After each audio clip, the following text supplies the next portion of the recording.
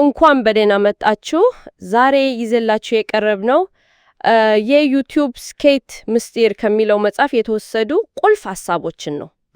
ዋናው ትኩረታችን እንግዲህ ብዙ ጊዜ በዩቲዩብ ላይ የሚታየው ዝናና ቀላል የሚመስለው ህይወት ከጀርባው ያለውን እውነተኛ ጥረትና ስራ መመልከት ነው። ልክ ነሽ። መጽሐፉ እንደሚለው የመስመር ላይ ቪዲዮ መድረኮች በትንሽ ወጪ ወይም በነጻም ከዓለም ዙሪያ ካሉ ሰዎች ጋር ለመገናኘት ትልቅ እድል ይሰጣሉ። እውነት ነው፣ እድሉ ሰፊ ነው። ግን ቶማስ ኤዲሰን እንዳለው አብዛኛው ሰው እድልን የሚያጣው የሥራ ልብስ ለብሳ ስለምትመጣና ስራ ስለምትመስል ነው ይላል። እስኪ ይህን ሐሳብ እንመርምረው። በጣም ጥሩ ነጥብ ነው እና ይሄ ውይይት በተለይ በዩቲዩብ ወይም በሌላ በመስመር ላይ መድረክ ተጽዕኖ መፍጠር ለሚፈልግ ማንኛውም ሰው በጣም ጠቃሚ ግንዛቤዎችን ይሰጣሉ ብዬ አስባለሁ። አዎ፣ የእድሉን ስፋት እና ደግሞ የሚጠይቀውን ትጋት ሁለቱንም እናያለን። መልካም።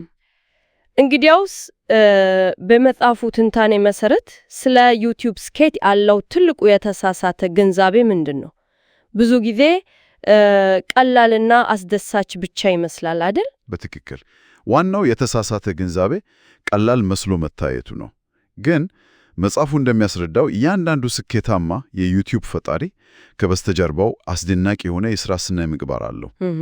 ጸሐፊው ሀስል ወይም እንግዲህ ከፍተኛ ትጋት ብሎ የሚጠራው ይሄን ነው። ይሄ ማለት ደግሞ ይዘትን በተከታታይ መፍጠር፣ ማሻሻል፣ ከሰዎች ጋር መስተጋበር መፍጠር እና ዘወትር መማር የማያቋርጥ ሂደት ነው። ለዚህ ጥሩ ምሳሌ መጽሐፉ ላይ የተጠቀሰው የቤንጂ ቻናል ነው። ከ1.8 ሚሊዮን በላይ ተመዝጋቢዎች አሉት። አዎ፣ ብዙ ነው። በውጪ ሲታይ በጣም አስደሳች ይመስላል። ግን ሰውየው ከቤተሰቡ ጋር ጥሩ ቀን አሳልፎ እንኳ ማታ ማታ ለሰዓታት የቪዲዮ ኤዲቲንግ እንደሚሰራ ተገልጿል። ልክ ነሽ። አስወሿል። ይህ ለ10 ዓመታት በሺዎች የሚቆጠሩ ቪዲዮዎችን የመስራትና ደግሞ በየቀኑ የመለጠፍ ውጤት ነው። ዋው! ቀላል አይደለም በፍጹም። ይህ የሥራውን መጠንና ክብደት ብዙ ጊዜ ከውጭ ለሚመለከት ሰው አይታይም። እሺ፣ ለዚህም ይመስለኛል መጽሐፉ መዋቅር እንዲኖረው 7ቱን ሲዎች ወይም በእንግሊዝኛው 7 ሲዎች የሚል መሪ ያስቀምጣል። 7ቱ ሲዎች። እሺ፣ እነዚህም ድፍረት ኮሬጅ፣ ግልጽነት ክላሪቲ፣ ቻናልን ማሻሻል ቻናል ኢምፕሩቭመንት፣ ይዘትን ማሻሻል ኮንተንት ኢምፕሩቭመንት፣ ማህበረሰብን ማሳተፍ ኮሚዩኒቲ ኢንጌጅመንት፣ ገቢ መፍጠር ካሽ ጀነሬሽን እና ወጥነታ ኮንሲስተንሲ ናቸው። ገባኝ። እና በተለይ ግልጽነት እና ወጥነት በጣም ቁልፍ ናቸው። ግልጽነት ማለት ማንን ያገለገልክ እንደሆነና ምን ዋጋ የሰጠ እንደሆነ በትክክል ማወቅ ነው። ወጥነት ደግሞ በሂደት ላይ እምነት እንዲጣልብህ እና እድገት እንድታይ መሰረት ነው። እነዚህን ያለማቋረጥ መተግበር ነው ዋናው። እሺ፣ ስራው ይህን ያህል ከባድና ደግሞ ስልታዊ ከሆነ ይህን ሁሉ ጥረት ለረጅም ጊዜ ሰዎች እንዴት ነው የሚያስቀጥሉት? የትጋቱ ነዳጅ ምንድን ነው? ጥሩ ጥያቄ ነው። ሁሉ ነገር የምትሰራውን ስራ መውደድ ነው። ፓሽን መኖር ማለት ነው። አዎ፣ ፍቅር። ልክ ነሽ። የምትወደውን ነገር ስትሰራ የድካሙ ስሜት በእጅጉ ይቀንሳል። ለዚህም መጽሐፉ ሌቪ ላስካክ የሚባል የሪል ስቴት ወኪል ታሪክ አነሳ። ሌቪ ላስካክ? እሺ፣ የዩቲዩብ ቻናሉን ሲጀምር ጥቂት ሺህ ተመዘጋቢዎች ብቻ ነበሩት። የሚገርመው መጽሐፉን ካነበበ በኋላ ነው የጀመረው። እና ትኩረቱ ዳላስ አካባቢ ባለው የቤቶች ገበያ ላይ መረጃ መስጠት ነበር። በዚህም በመጀመሪያው ዓመት ብቻ $1 ሚሊዮን በላይ ገቢ አስገኝቷል። ዋው! ይሄ በጣም አስገራሚ ነው። ያ ማለት ስኬት የግድ በሚሊዮን የሚቆጠሩ ተመዘጋቢዎች ወይም በአንድ ጀንበር ቫይራል በሆኑ ቪዲዮዎች ላይ ብቻ የተመሰረተ አይደለም ማለት ነው። በትክክል ለተወሰነ ቡድን ከፍተኛ ዋጋ መስጠት ትልቅ ውጤት ሊያመጣ ይችላል። በትክክል የሌቪ ታሪክ እንደሚያስተምረው ለመጀመር ጊዜው አላለፈም። ስኬታማ ለመሆንም ግዙፍ የተመልካች ቁጥር ላያስፈልግ ይችላል። ዋናው ነገር ትክክለኛውን ታዳሚ ማግኘት፣ ለነሱ ዋጋ ያለው ነገር ማቅረብ እና ያለማቋረጥ መማር ነው። ስለ ስኬት የጊዜ ገደብስ ውጤት ለማየት ምን ያህል ጊዜ ይወስዳል? ሁሉም ሰው እንደ ሌቪ በፍጥነት ውጤት ያያል? በፍጹም አይታዩም። የጊዜ ገደቡ በጣም ይለያያል። እንደ ይዘቱ አይነት፣ እንደ ታዳሚው ስባጥር፣ እንደ ቢዝነስ ሞዴሉ እና ደግሞ ፈጣሪው ለመስጠት ፈቃደኛ በሆነው የትጋት መጠን ይለያያል። በመጽሐፉ የተጠቀሱት አንዳንዶች ለምሳሌ እነ ጄሪ፣ ጆን ኮለር፣ ጁዲ ትራቪስ ሚታይ ስኬት ለማግኘት ዓመታትን ፈጅቶባቸዋል። ዓመታትን? አዎ። ስለዚህ ትዕግስት በጣም ወሳኝ ነው እና የራስን ጉዞ ከሌሎች ጋር ማዋደር ምንም አያስፈልግ። ስለዚህ ትምህርቱ መጽሐፉን በማንበብ ብቻ ያልቅም ማለት ነው። ቀጣይነት ያለው ጉዞ ነው። ልክ ነሽ። መማር የማያቋርጥ ሂደት ነው። ጸሐፊውም የራሱን የዩቲዩብ ቻናልና ማህበረሰብን እንደ ተጨማሪ የመማሪያ ምንጭ ይጠቆማል። ከሁሉም በላይ ግን ምን መሰለሽ፣ ሁሌም ለምን የሚለውን ጥያቄ ማስታወስ አስፈላጊ ነው። ለምን? አዎ፣ ለምን ይህን ቪዲዮ እየሰራሽ ነው? ለምን ስኬታማ መሆን ትፈልጋለሽ ያለሽ? የዚህ መጽሐፍ ዋና መልእክት ያው የታዳሚን ጥቅም ማስቀደም እና ለምን እንደጀመርክ አለመርሳት ወሳኝ መሆኑን ነው።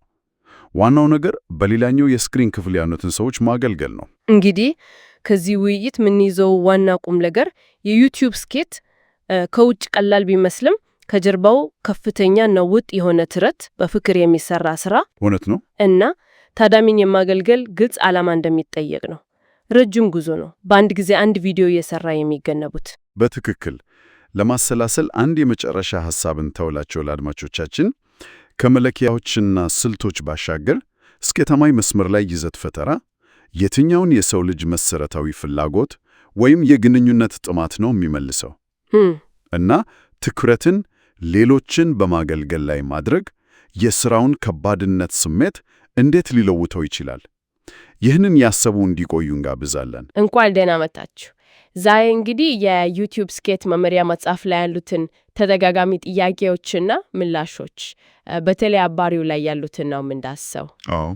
በጣም ወሳኝ ነጥቦች ናቸው። ያው ለዩቲዩብ ፈጣሪዎች ዓላማችንም ቁልፍ ሐሳቦቹን በፍጥነት መረዳት ነው። በትክክል። እና እዚህ ላይ የሚነሱት ጥያቄዎች ያው አብዛኞቹ ፈጣሪዎች የሚያጋጥሟቸውን ፈተናዎች ናቸው የሚያንጸባርቁት። ልክ ነው። ተመዝጋቢ ማብዛት፣ ካሜራ ፊት መቆም፣ ተነሳሽነት፣ እነዚህ ሁሉ ማለት ነው። ደራሾቹም ልምድ ያላቸው መሆናቸው ቤንጂ ትራቪስ እና ሾን ካኔል በጣም ክብደት ይሰጠዋል። በጣም እሺ፣ እንግዲህ እንጀምር። የመጀመሪያውና ምናልባት ትልቁ ጥያቄ እንዴት ነው ብዙ ተመዝጋቢ እና እይታ ማግኘት የሚቻለው? መጽሐፉ ምን ይላል? ዋናው ነጥብ በመጽሐፍ ውስጥ የተማሩትን ስልቶች በተከታታይ ያው በወጥነት መተግበር ነው። ወጥነት ስንል ግን ዝም ብሎ አይደለም። በቃ ለምሳሌ በሳምንት 2 ጊዜ ቪዲዮ መልቀቅ አለብን፣ ያንን ሳናቋርጥ ማድረግ አይነት ነገር። ገባኝ። ስኬት የሚመጣው እነዚህን የተረጋገጡ መንገዶች በትዕግስት ከመድገም ነው። በጣም ግልጽ ነው። እሺ፣ ሌላው ደግሞ ብዙ ሰው የሚቸገርበት ካሜራ ፊት የመተማመን ነገር፣ ፍርሃትን ማሸነፍ ይቻላል? እዚህ ላይ 2 ነጥብ ነው ያለው። አንደኛ፣ ስለ የምታወሪው ርዕስ ዕውቀትና ፍቅር ሲኖርሽ በራስሽ ትተማመኛለሽ። ልክ ነው። ግን ከዛ በላይ ደግሞ ልምምድ ነው። ልምምድ ልክ እንደ አትሌቶችና ሙዚቀኞች መጀመሪያ ላይ ፍጹም ባትሆኝም እያደረሽ ነው የምትሻሻዩ። ደጋግሞ መስራት፣ ደጋግሞ መቅረጽ፣ ማስተካከል፣ ይሄ ነው በራስ መተማመንን የሚጨምረው።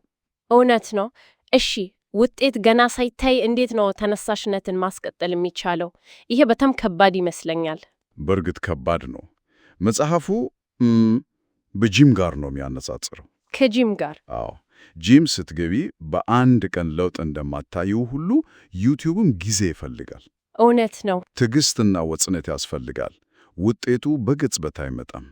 ሂደቱን ማመን ነው። በጣም አሳማኝ ነው። እሺ፣ ሌላኛው ፈተና ደግሞ ጥላቻ፣ ትሮሎች፣ አሉታዊ አስተያየቶች። ይህን እንዴት ነው የምንቋቋመው? እዚህ ላይ ጸሐፊዎቹ ዋናው ነገር ዝግጅት ነው ይላሉ።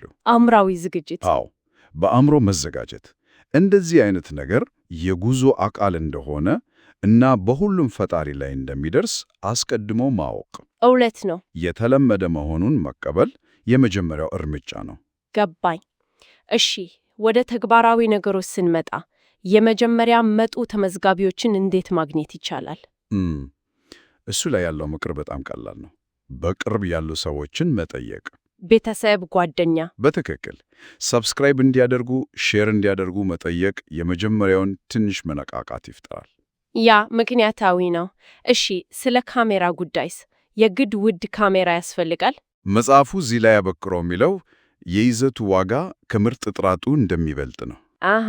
አዎ፣ በጥሩ ስማርትፎን መጀመር ለብዙ ሰው ከበቂ በላይ ነው። ዋናው መልእክቱ ነው። በጣም ጥሩ። ሾን ካኔል ራሱ ስለዚህ ጉዳይ ያወራል አይደል? በቻናሉ። አዎ፣ ቲንክ ሚዲያ ላይ በደንብ ያብራራዋል።